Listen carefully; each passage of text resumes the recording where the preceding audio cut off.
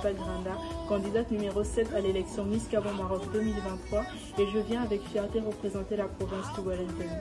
Âgée de 19 ans, d'ethnicité Fan et de tribu Essandone, mon nom Aingon a pour signification vouloir une fille. Je fais des études en management à l'université privée de Marrakech, ma ville de résidence. Cette ville pleine de culture m'a fait penser à la mienne en raison de la beauté de cette dernière. Beaucoup se poseront la question de savoir la raison de mes études en management. J'ai trouvé que celle-ci est facilement accessible dans le monde de l'emploi. C'est de cet amour pour la culture que m'est venue l'envie de vouloir la valoriser. Ce concours est également l'occasion pour moi de vivre une expérience unique.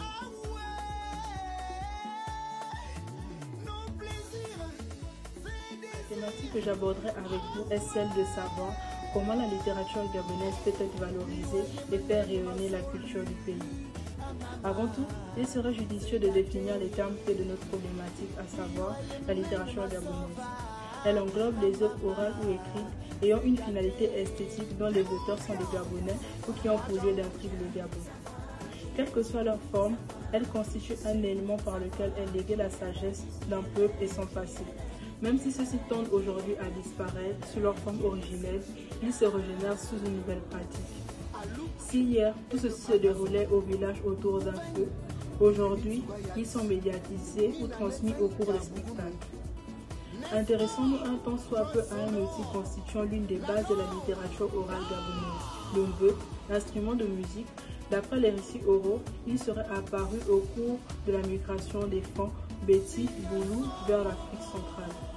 Les chants et les récits étaient déclamés à l'occasion des expéditions guerrières pour donner du courage aux combattants et acquérir un sentiment d'invincibilité durant les batailles. Les premières œuvres écrites gabonaises ont été publiées à la fin des années 60. La plus marquante, Les Contes gabonais d'André Raponda Walker en 1967. L'histoire d'un enfant trouvé de Robert Zotumba en 1971 a par ailleurs été le premier roman officiel gabonais. Cette éclosion est aussi marquée par une reconnaissance à l'international à travers différentes distinctions. Même s'il semble constater que l'art oral gabonais prend son extension, il n'en est pas de même pour l'art écrit. Il serait important également de la valoriser car nous manquons de dans ce domaine. Des initiatives telles que la foire de livres en novembre 2016 et des émissions de télévision locales comme le livre de l'auteur contribuent à la promotion de cette dernière. Plus récemment, le Festival international du livre et des arts gabonais a été organisé pour offrir aux auteurs gabonais et africains un espace d'expression autour du livre et des arts.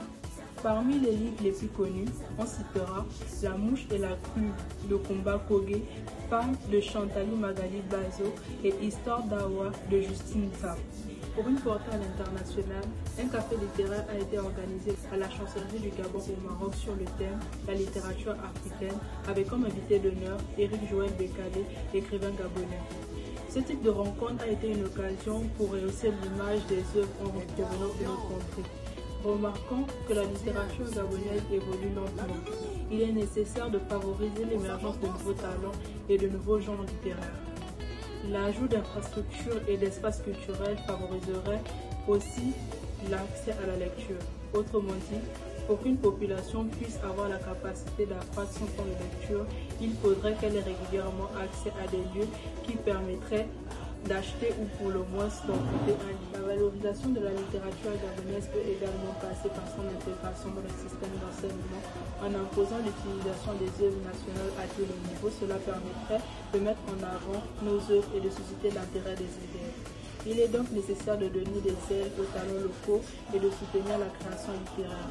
La littérature joue un rôle essentiel dans l'expression d'une identité collective et la consolidation d'un sentiment d'appartenance. Elle permet de transmettre les coutumes et les valeurs du pays à travers l'histoire.